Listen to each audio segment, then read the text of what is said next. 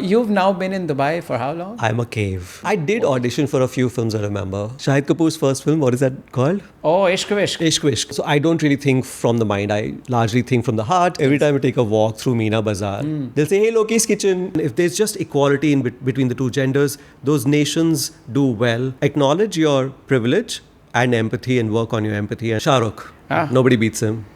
I know, right? Yeah. It's funny that I say that I don't like her, but I love her to bits. With ARK, just real people, real things. Hello everyone and welcome to another episode of All Real Konvos, where we have real conversations with real people, with zero judgment, a lot of tolerance and good fun. Today I have somebody who is a man of all seasons. He is multi-talented, multi-dimensional, and I'm sure one of his talents you have interacted with in your daily lives. The voice of the voiceless, a true supporter of the community.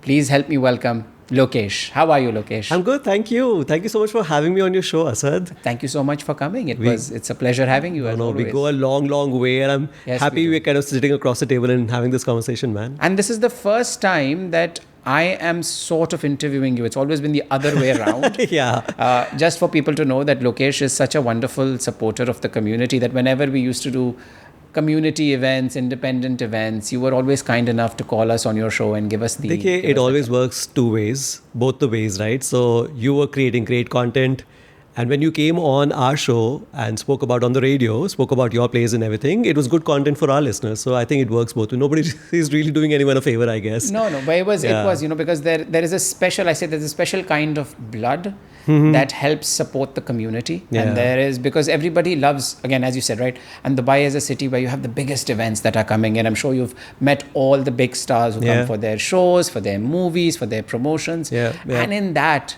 to actually give local community and all that. Of course. Like, I give credit where it's due. Yeah. And Thanks, I think man. you're the one who's interviewed me the most. Like I think we have kind of associated with you on all your plays, be it How's That or JLT yes. or other plays as well. Yeah, of course. Yeah, it goes without saying, man. And that was the first time that we actually also met when you came to see How's That. Yeah. And again, we were at that point in time, you had not interviewed us, somebody else had. Yeah. But you were so warm. And I remember you came, and after the show, because it was an original production, it was an original script, so we were like, did it land? Did it not land? And you were so warm and loving. And I think that set the tone.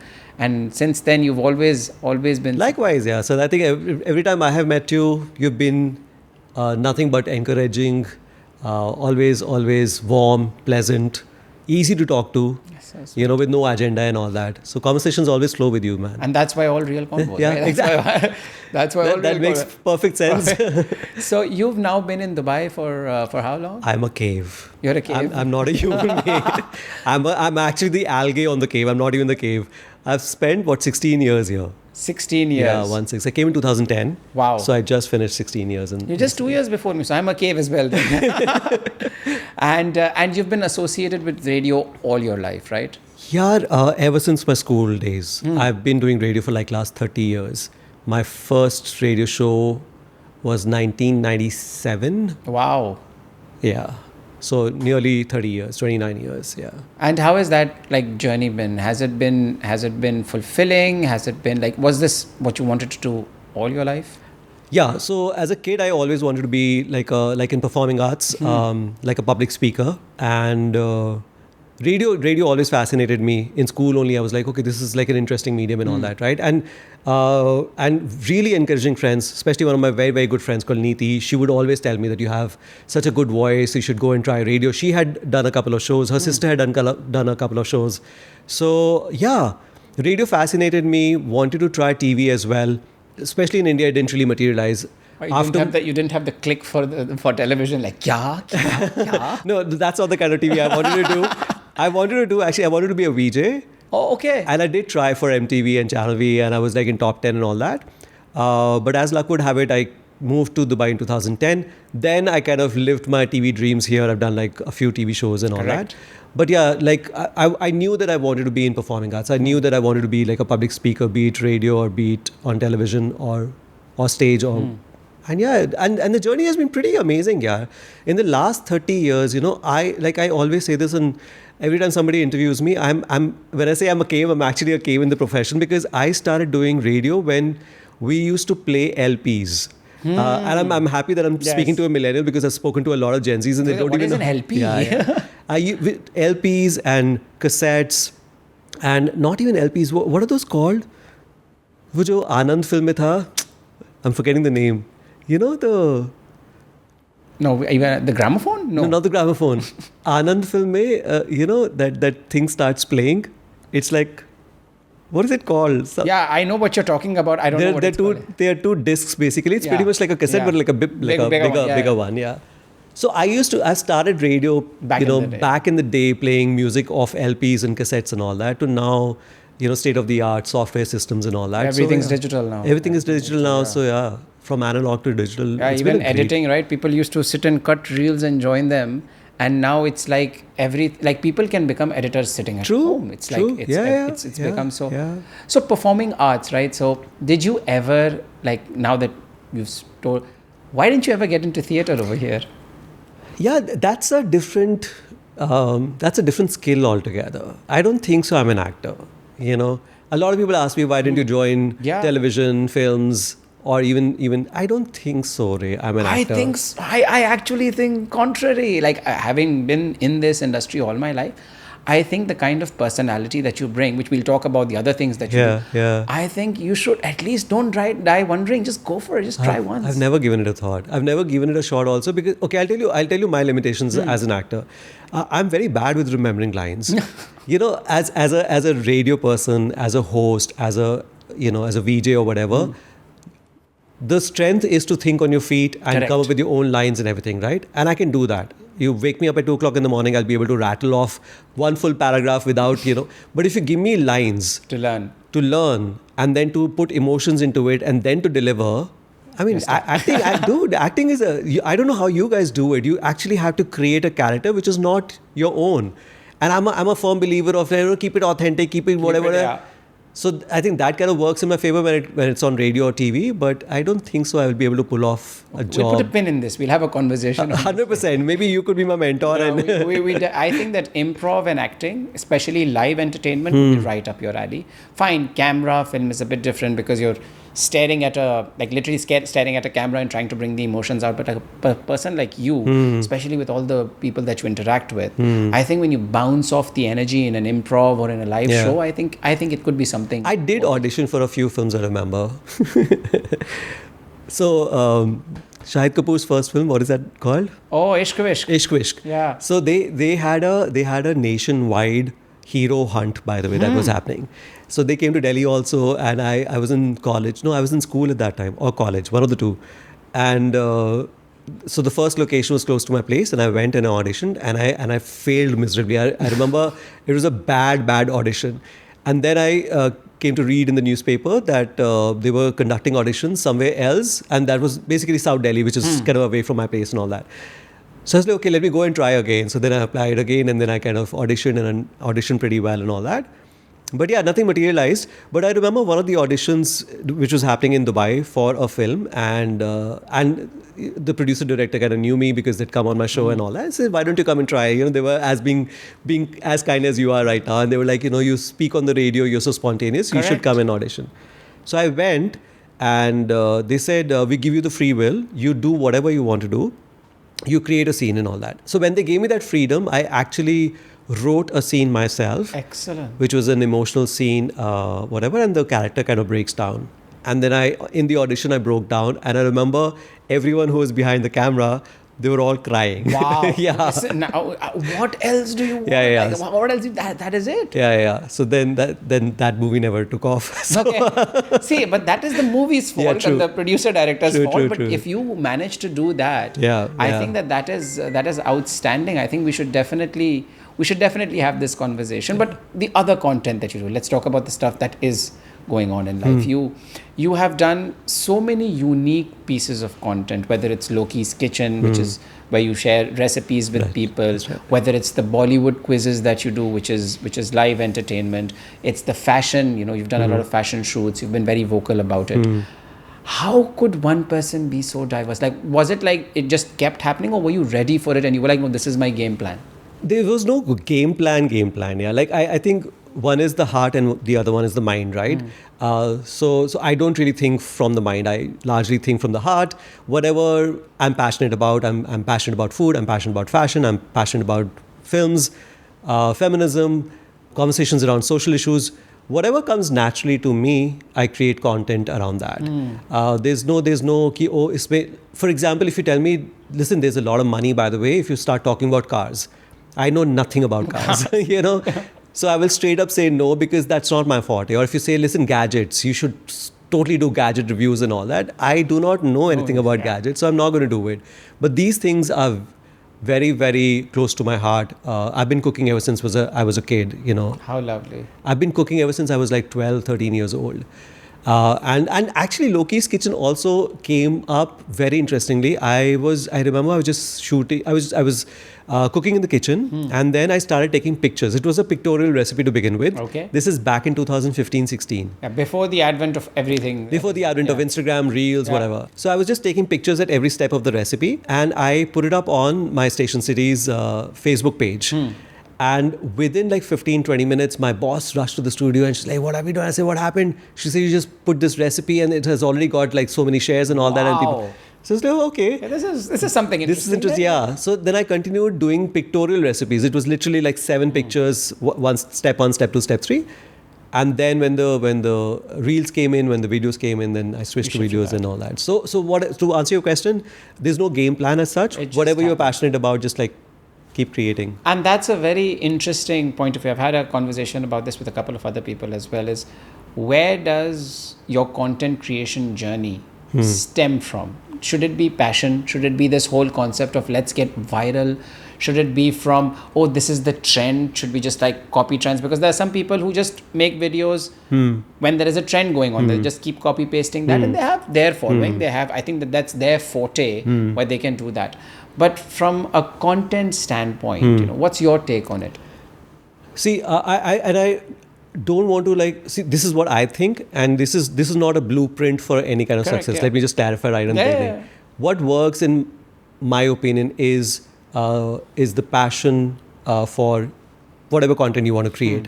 If you're passionate about perfumes, cars, gadgets, food, films, fashion, whatever you have strong opinions about, dive into it, give full justice to it, and then work on it, and then hope that it'll fly. Having said that, I feel there are a lot of people who are also like kind of jumping onto the bandwagon of taking a trending sound, taking all the trends, doing the dance steps, chips with chocolate, Correct. So one trend starts and then everyone gets onto the bandwagon, and you don't know how and where your content will fly. And if it does, then good on you.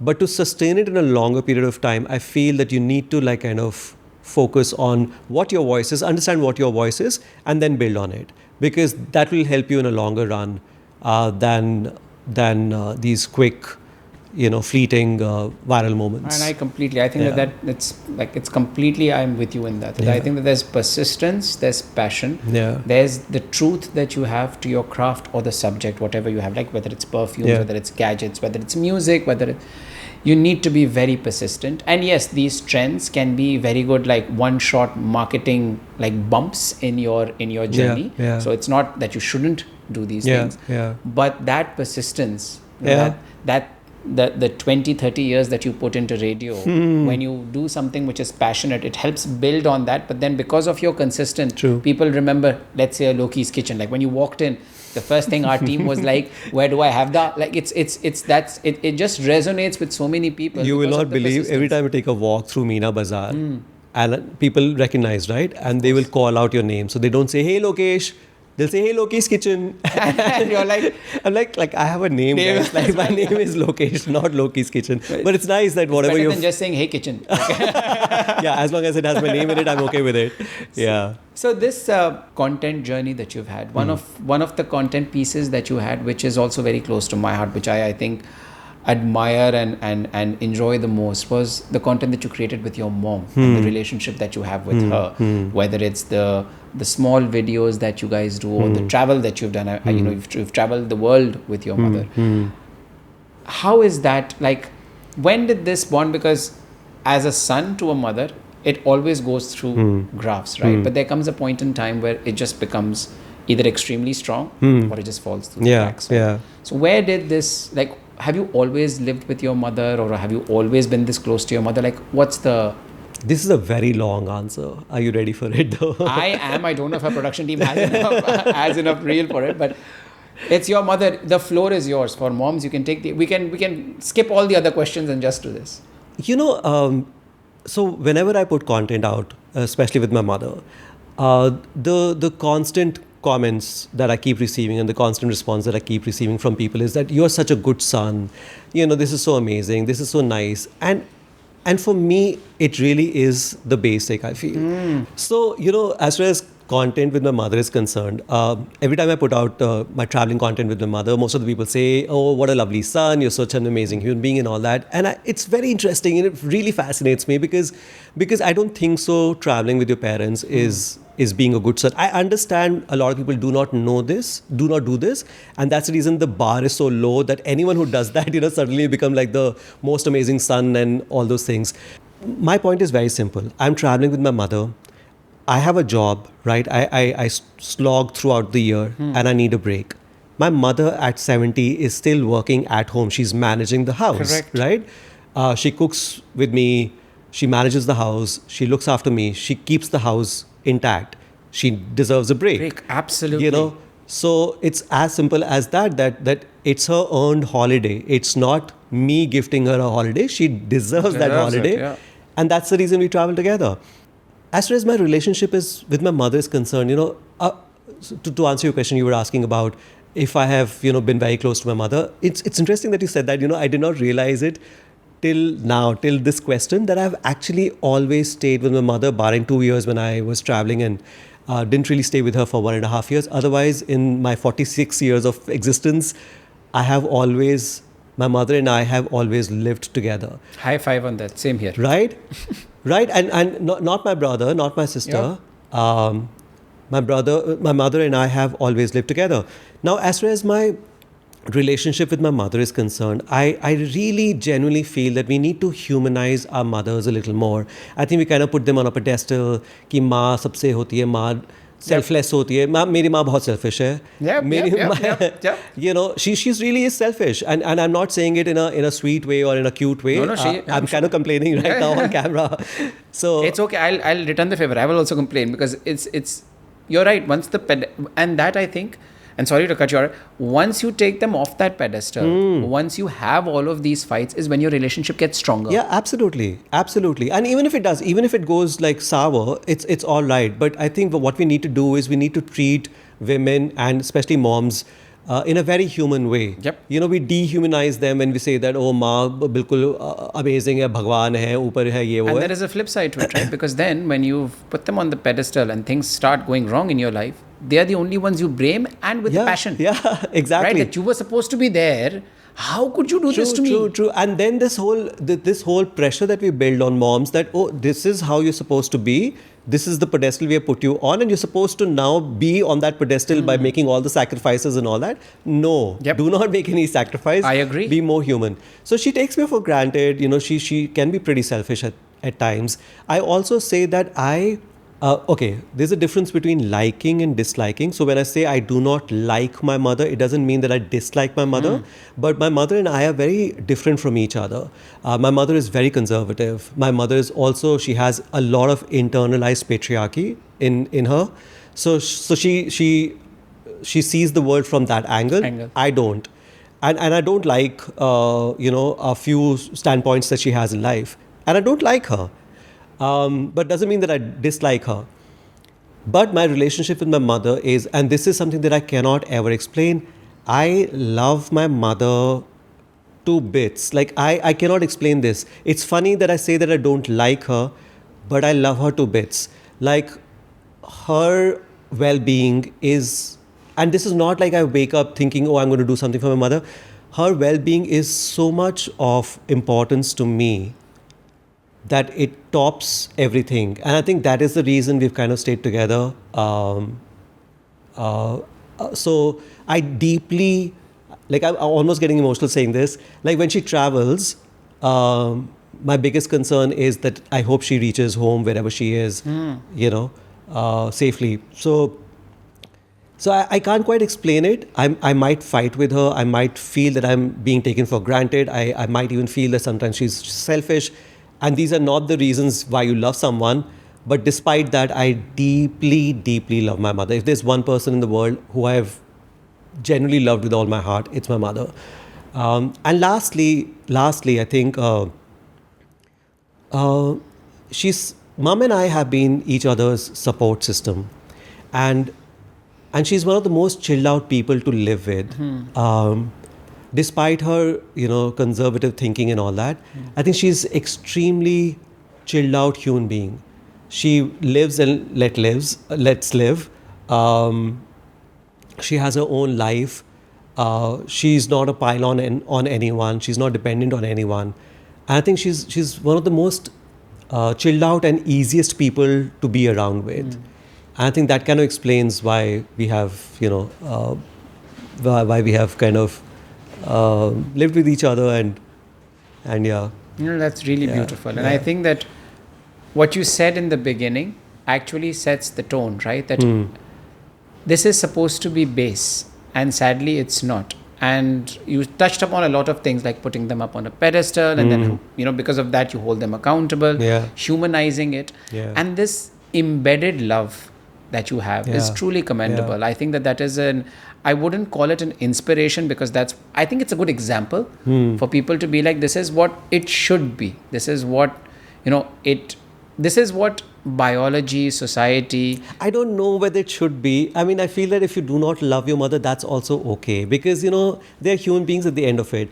And there are a lot of people who don't really get along with their mothers and all that.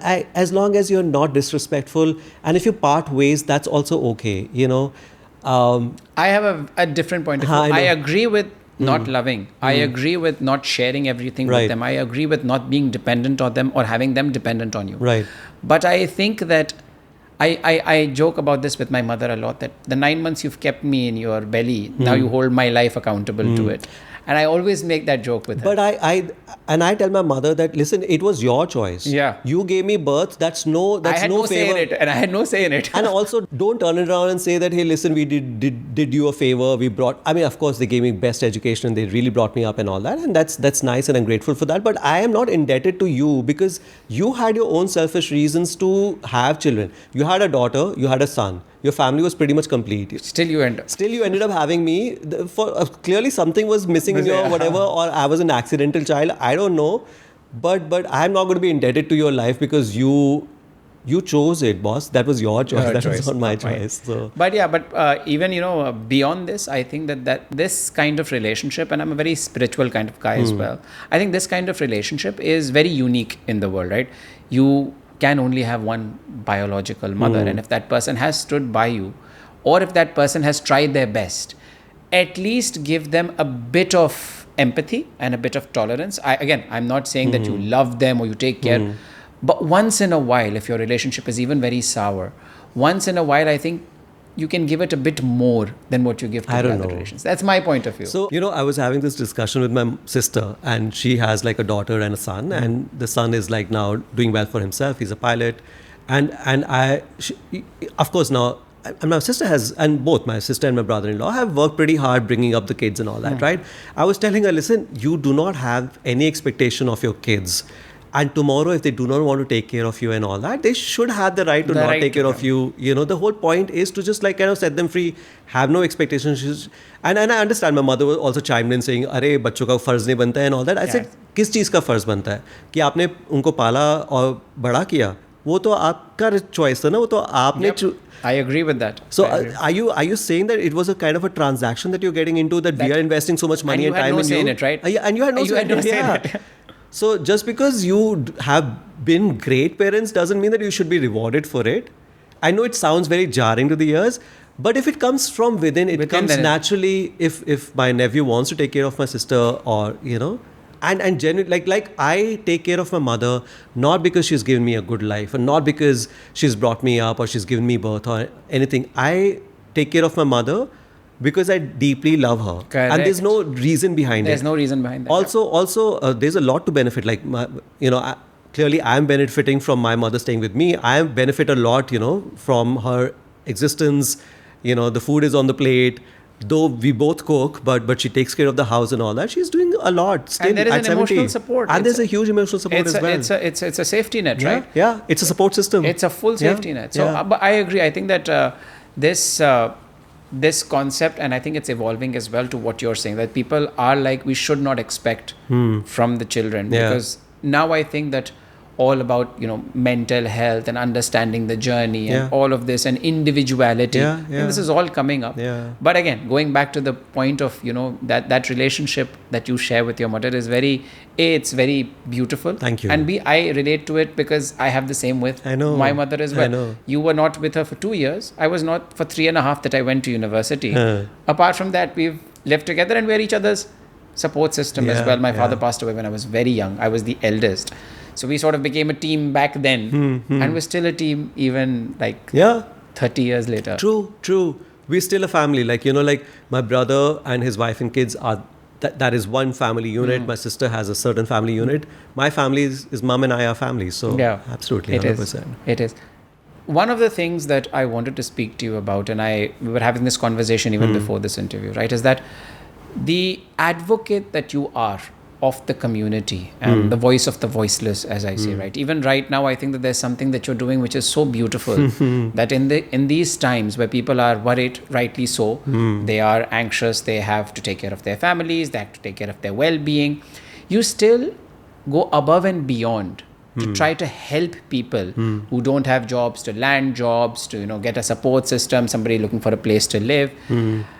This champion of the community, and you get nothing in return, right? Like what motivates you, or what's your thought process behind this? I know it sounds very trivial, but most of the people, this basic thing, most of the people don't do that, and rightly so, right? People have their own lives, they walk in their own shoes, and I'm not taking anything away from them. Everyone has their own struggle, but you find the time, the heart, the energy, and the network that you have to help people. Like, I don't know. There's no thought behind it. I know that the war was going on. There are a lot of people who were like kind of laid off. People were like really, really looking for jobs. And because I interact with all the followers on Instagram that I have on a daily basis, I do it in person. I do it myself. I kind of understand that there's so much that's going on, and the least that you can do, because you have a certain network, you have a certain edge over other people, you have connections. And if you can just put 2 and 2 together and help people, why not? Yeah, why not? And without anything in return. It's literally nothing in return, right? You're actually just providing a platform to put 2 and 2 together. It's a lot of work also, because on a daily 100%. Basis, I'm getting like easily 200 to 300 messages from people who lost their jobs. Just reading them is so time consuming. Yeah, right? So just reading them, sorting them out, copying, pasting them in my stories. Making if let's say, and then it's not only the people who are seeking jobs, it's also people who are providing jobs, right? I'm trying to connect the two. So then see, this person had sent a message because looking for a job in, let's say, and then this person is providing a job in this sector, then put them all together. It is a lot of work for sure, but it's very heartening. I sleep well at night, It's beautiful. And there are 3 people who got a job, by the way, through that within a week's time. Outstanding. Yeah. So and this is Sadqa-e-Jariya, as I told you. It's Sadqa-e-Jariya. Yeah. It'll continue. I know that you're not doing this for anything in return, but again, being the spiritual person, the blessings and all the love that they have, whether they do this job, whether they do another job, it's all going to come back to you. It's really a beautiful also initiative. I think there are a lot of people who have come forward. You know, when I was going through a tough time or whatever, people have always come forward, and I think it's just paying it forward, I guess. You know, because when you are down and out, and then there are people who come and lift you up, you should do the same for everyone, despite the fact whether you know them or not. You know, if you can make a little difference, why not? Why not, right? Pay it forward. It's small acts of kindness will make the world a better place. Exactly. It's beautiful. It's Thanks, beautiful. man. Thank you. It really is. So one last topic that I would love to talk to you about is your love for Bollywood. And Bollywood is everywhere. It's in your job. It's in the events that you do. You do a Bollywood quiz night, which I'm sorry, I still haven't been able to come for, but I will. You, of all the people, has not. No, I will. I promise the next one I will be there. But where does this love for Bollywood come from? Are you like a filmy guy, or are you more like I only want to watch contemporary style guy, or I want to watch the chichora colors on screen guy, or you're okay with it? Where did this love come from? Did you watch it as a child with your family? Where did this all start? Yeah. As a child with my family, I've consumed all kinds of films while growing up. Be it a Jhatak Govinda film to a thought-provoking film by, let's say, Rakesh Om Prakash Mehra, Aks, and all. I still remember Aks because I was a big fan of Manoj Bajpayee right after Satya. I was like, whatever this guy is going to do, I'm going to go and watch it. And I remember the first show, Aks, and I thought Amitabh Bachchan and Manoj Bajpayee was such a... At that point, it was the combo. Right? It was the combo. Right? And then you put in a little bit of Raveena Tandon in there, a lot of people were sold on the movie. And Nandita Das. Nandita Das. Yeah. So I went and watched that film, and I remember I was so blown away by the whole take of good, bad, evil, and spaces in between. And I think Rakesh Om Prakash Mehra, I think this is one of his, underlining themes in practically all his films. I agree. Be it Aks or be it Rang De Basanti. Also, I think the taste kind of developed over a period of time. I don't really consume all kind of films now. I'm pretty choosy, but I actually used to write masala reviews for movies. Yes, I remember. And that did pretty well. I remember once Karan Johar met me at an event, and I think Bar Bar Dekho had come out. Siddharth Malhotra and Katrina Kaif. And he came to me and says, I love your reviews. I read all your reviews and you're so funny and this and that and everything. So I said, I wrote Bar Bar review like yesterday itself. But yes, I loved that review as well. I said, I didn't like the film. He said, yes, the film was trash. He said the film was trash, but your review was gold. Funny. Wow. तो आपसे ही movie लिखवा लेते हैं. So it was a lot of fun, and now this Loki's Bollywood Quiz Night has come up at ND16 every Thursday. So you better. I'm there now. You better come. I'm there. And it's literally like building a community of all people who love Bollywood. So we have so many games, we have so many trivia questions, we have so many like the usuals, the dumb charades, the question answers and all that. So it's a lot of fun. And it's a vibe. It's a full Bollywood vibe. Is a vibe. Yeah, I think it's an emotion. Yeah. Especially people who've grown up watching these movies. It's part of your DNA. Yeah. Like you though have gone to a place where now you watch some kind of content and some. I still consume everything that comes out like homework. Like every Friday, I'm like, what has come out? So what did you last watch? What did I last watch? This one that came in the cinema. I saw the Kartik Aaryan movie which was where he was what was the name of the movie? Where he was a wedding planner. Tu meri main tera. Main tera, correct. I was lost. I was like, it's like Inception. Like tu meri main tera, tu meri main. So I saw that, and midway I started judging my life's choices, and I was like, okay. But you know what? Again, it was for entertainment. Right. It's not every single time. You don't need thought-provoking stuff. That's my school of thought. Right? I love Salman Khan's kick in the cinema. I'll go and see Shah Rukh Khan's Jawan and have a ball. And then I'd also look at like the real cinema, the Rakesh Om Prakash Mehra and all of these like thought-provoking cinema, and be like, I enjoyed that as well. For me, it's still, I think there's a bit of nostalgia because it reminds me of a time when we were home together as a family, and it sort of triggers onto that. And there's also a sense of, it helps me escape into a different world. Now, you call that escapism, you call that, I just want a break from my life to rest and recover, or just the fantasy that they create where the producer, director the actors want you to be in that fantasy with them. They want you to be in that room with them.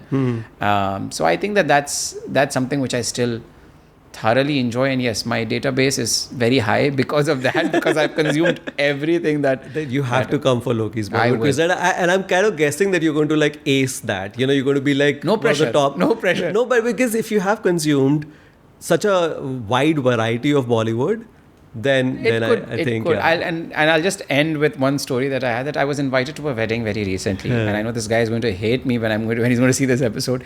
I was invited to a wedding, and I was like, why am I invited? Because yes, I knew the guy, we were close, but there had been a period of like 5-6 years where there was absolutely no contact. So then I was like, okay, you know what? It's his wedding, and it's a Indian wedding, right? A South Asian wedding, big, grand. So I'm like, he must have invited every single person he's crossed path with to show the numbers or whatever. I go there and it's a very intimate gathering. It's like barely 80 people, out of which 60 are his and the girl's family members. 10 I know are his friends and close friends, and 10 people I didn't even recognize. And I was like, why am I here? At the wedding. At the wedding. Like, why am I here? So I'm having my samosas, having my chai. I'm like, now that I'm here, might as well enjoy it. And then, these wedding organizers, they have a host and they have games, and they play a game where it's a Bollywood quiz game. And out of the blue, the groom is like, from my side will come Asad Khan. And I'm like, This is why the reason. why I was invited. No, I'm just kidding. Speaking of which, right away, I'm going to test your Bollywood knowledge. Oh God. Let's see whether you can with this. Oh let's God, have fun. so Let's much have fun. pressure. Let's have fun. Listen, I have Let's my keep questions. it very easy, because I don't want to be embarrassed. Who plays Amir Khan's mother in Rang De Basanti? Simple. Who also played Abhishek Bachchan's mother in Dostana? Come on. Oh, see, now I'm blanking on her name. This Kiran Kher. Not bad. Okay. In which film did Amir Khan play Kunal Khemu's uncle? It's a Juhi Chawla film. Kunal Khemu's uncle with Juhi Chawla. Amir Khan Juhi Chawla film where Kunal Khemu is Amir Khan's nephew. There are 3 kids. Oh, Chal, I'll give you a clue. Ghungat ki yaar se dil. yeah, I'm just, I know, Hamera Hi Pyar Ke. See, no, I knew the name. This is pressure. I knew the name, it wasn't coming. But you're doing so well. This is the reason that you should be. No, that's Yes, it. I should. Yeah, See? I've already established you as a But Bollywood king now. there were like blanking moments. And man, Kiran Kher, now like in Dostana is one movie I can go back to and watch any single day of the Really? week. I just don't know what it is about them. It's such a feel-good movie. Yeah. And all of them, Priyanka, Abhishek, John, even Bobby, I thought all of them did such a fantastic job. Boman and Kiran Kher were a class Yeah, apart. They different. would be on screen and I would be like laughing my ass. Yeah. The songs were beautiful. Yeah. The locations were beautiful. The costumes were gorgeous. They all were looking like $1 million. So I really enjoyed that movie. And when they announced Dostana 2, which was happening, not happening, now again not happening, Yeah. broke my heart. It's not happening anymore, Nope. I guess. Yeah. It Karthik was- Aryan and Janhvi Kapoor and all that. Right? Karthik, Janhvi, and I think it was Tiger. And then he had something with with Karthik, and then the movie got shelved. Then it got picked up again with the guy who was in Bads of Bollywood. Lakshay. So they were like, now they're going to put it back up, but they're not putting it back up. It's that is art. I would just leave it at part 1. I would not go into part 2. Like Bhool Bhulaiya should have been left at part 1. I'm being Oh, really? I don't think Karthik Aryan is extremely entertaining. I think he did a very good massy job in that. He appealed to the masses. I enjoyed it, but it is nothing like Bhool Bhulaiya 1. It's like a series of movies which are completely disjointed, not just in story, but the ethos, the movie making, the everything. So they should have just left Bhool Bhulaiya. This could have been another franchise. I see another podcast springing out of this conversation. We should have another podcast where we just talk about films. Bollywood. Actually, we should. And I think that, because we have such different opinions about on movies. It'll be a riot. Yeah. And we'll give people both sides of the coin. Yeah, right? why not, man? Why not? Speaking of both sides of the coin, right? So now we have 3 segments that we play with everyone when they come here. The first one is Masala Chai. Okay. It's from something that you've done, and I told you it was inspired by you, where you do hot takes. Where you take a subject, right. You look at both sides, and then we have a conversation on it. And I'm glad we didn't talk about this till now, but men's emotions, right? Mard ko dard nahi hota. For those who don't understand, we'll give it to you in subtitles. But there is this concept where men are supposed to be strong. Men are supposed not to express their point of view. It's changing a little because there are people who are advocates on that expression should be done, but there's still a huge part, right? Especially from where we come from, that patriarchal community, where it's still considered a no-no, where some conversations still very recently, which me and my brother used to have, were like, as soon as it would get emotional, move on, right? Tap on the back, move on, it's okay. You've been a big like advocate about men's emotions and men being okay with expressing that. So I know where you sit on this debate.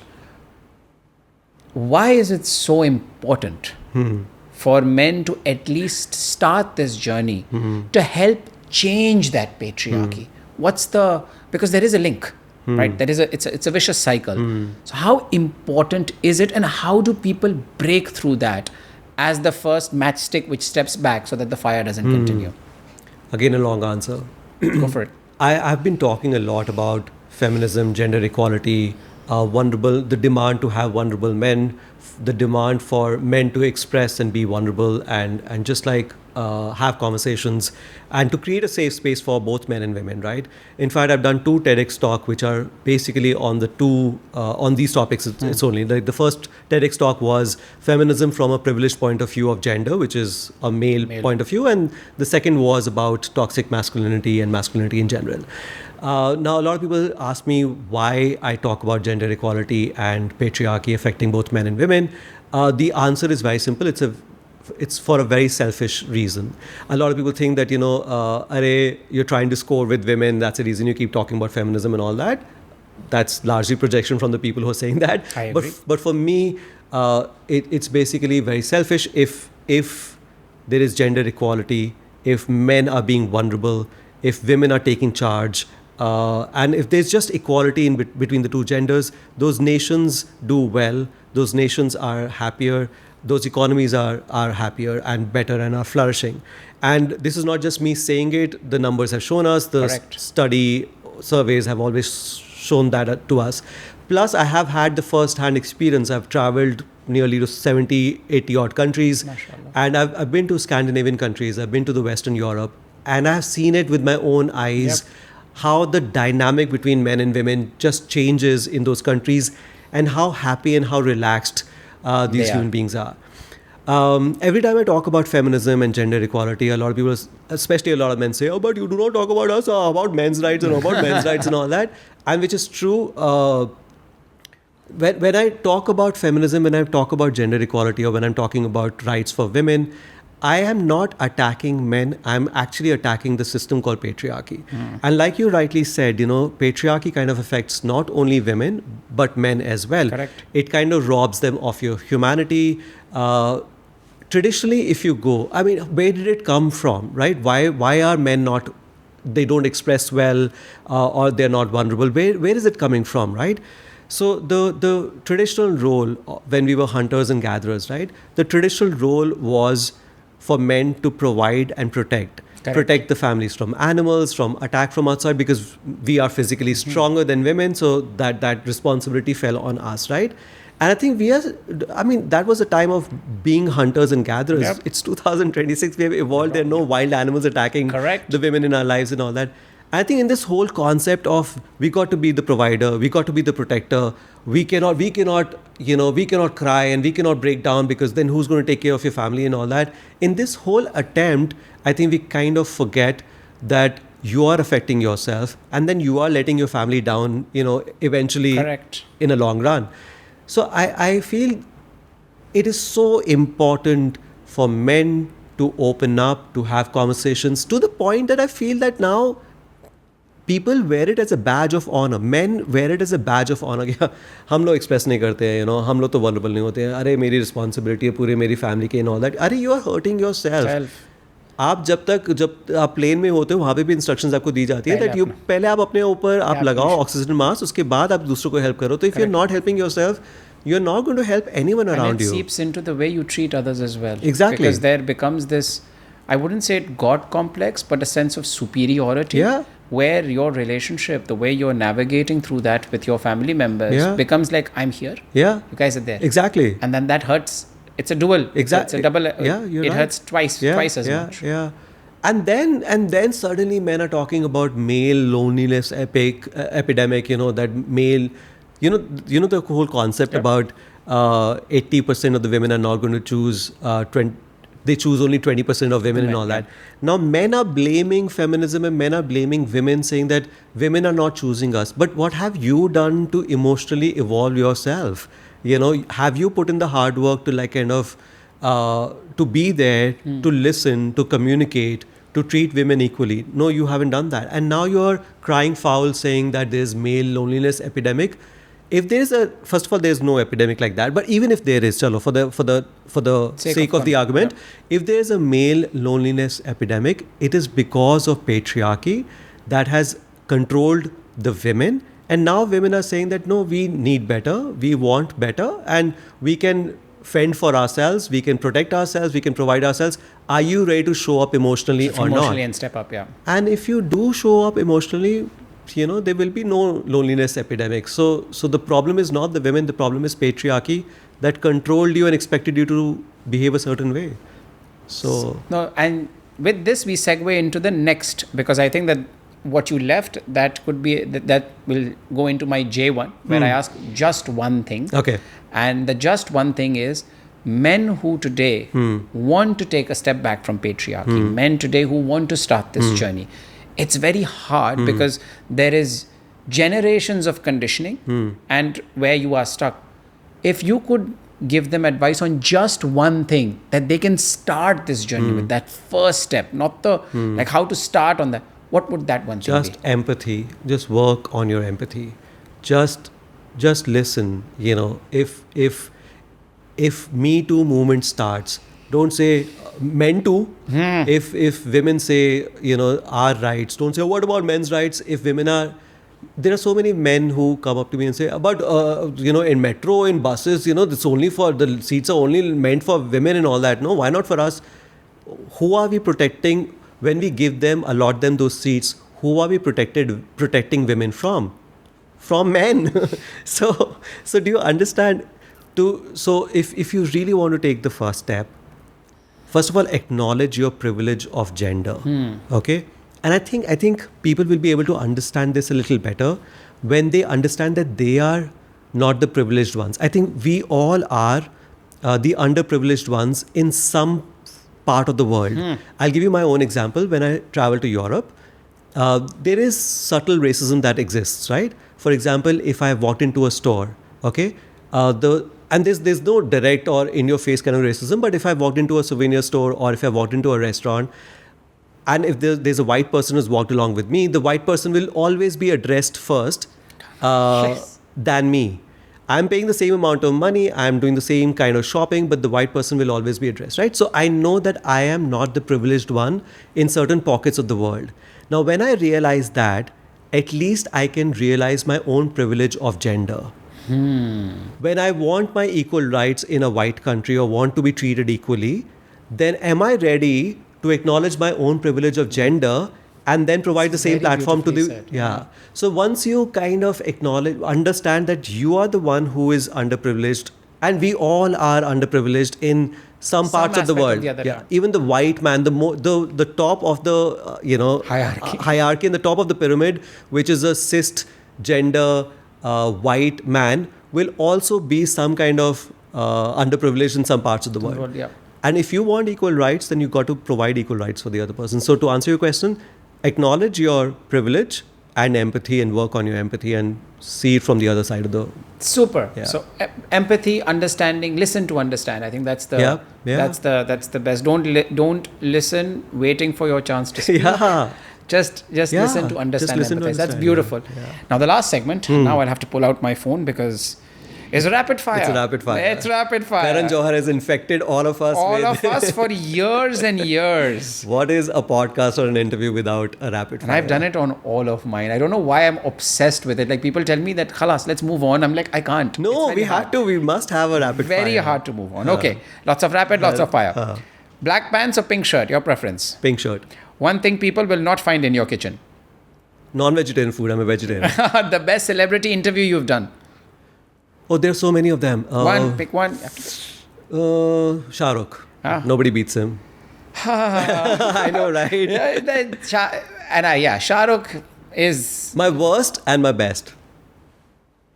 He can't be worse. He can't even be second. I am outright Shah Rukh fan, but it's not about me. Shah Rukh was very arrogant and snobbish at one point in time. I've interviewed him at that point in time, and Shah Rukh became the friendliest person on the face of this planet, and I've interviewed him at that point. But Shah Rukh for me is first, second, and third. If there's a race, he finishes all three. Oh, absolutely. If there was a book written on you, what would it be called? Oh, wow. Winging it, I guess. Yeah, interesting. What's one lie you always tell people when you want to cancel plans? I used to. Now I am very honest and forthright saying, I'm not coming. I'm not coming. But what was the lie you used before? कुछ ना कुछ तो चल ही जाता था. I'm not well, I have work. I have work. I have to take mum out. Yeah. Whatever. Okay. Roof is leaking. The world has come To an end. Okay. Chole bhature or golgappe? Hey, come on. I'm a Delhiite. You can't ask me to Pick between the two. Okay, chole bhature. Chole bhature. One thing about social media that you dislike? The numbers. I think the numbers are controlling A lot of things. the expression. I think today social media is no longer to express. Social media is about to impress, which doesn't really sit very well with me. Okay. Yeah. The last public event you walked out of? Or private event? No, I haven't walked out of any public or private event, but I have a fun story. So I was creating content for a bank Okay. at a restaurant. Okay, so bank had some cards which you use that particular card at a particular restaurant. Then you whatever avail this discount, that discount. That was the whole idea. But the brief from the bank team was so confusing, and their marketing and sales team was there, and they kept on changing the brief every 15 minutes. It was supposed to be a 2-hour shoot.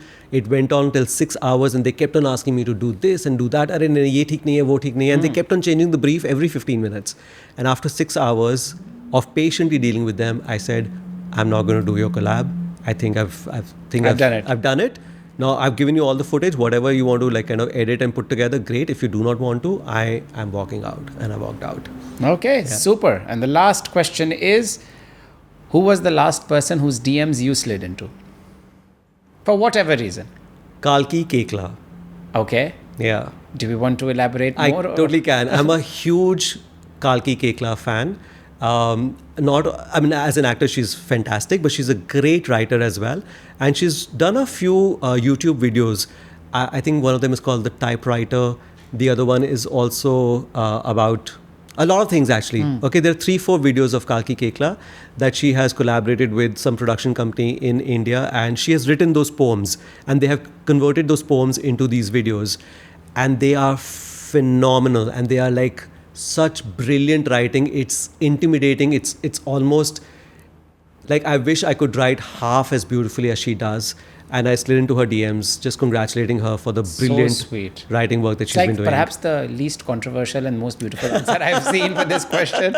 But that's the kind of person that you are, all soul and no shadiness, as they say. Thanks, But Asad. thank you so much, Lokesh, for coming on the show. It was a pleasure. This was fun, man. Lots of fun. This was fun. It was lots This of was fun. fun. And now I'm going to come for Bollywood quiz night. That is my promise. And hopefully I won't stutter so much and give you the answers really quickly. I'll leak the questions to you, don't worry. Then there's no fun. But thank you so much. Now, this is, by the way, on camera. You're coming, okay? Yeah, I'm coming. Cool. This episode will drop a little later, but I will make it to a Thursday. I'm just kidding. I'll come this Thursday.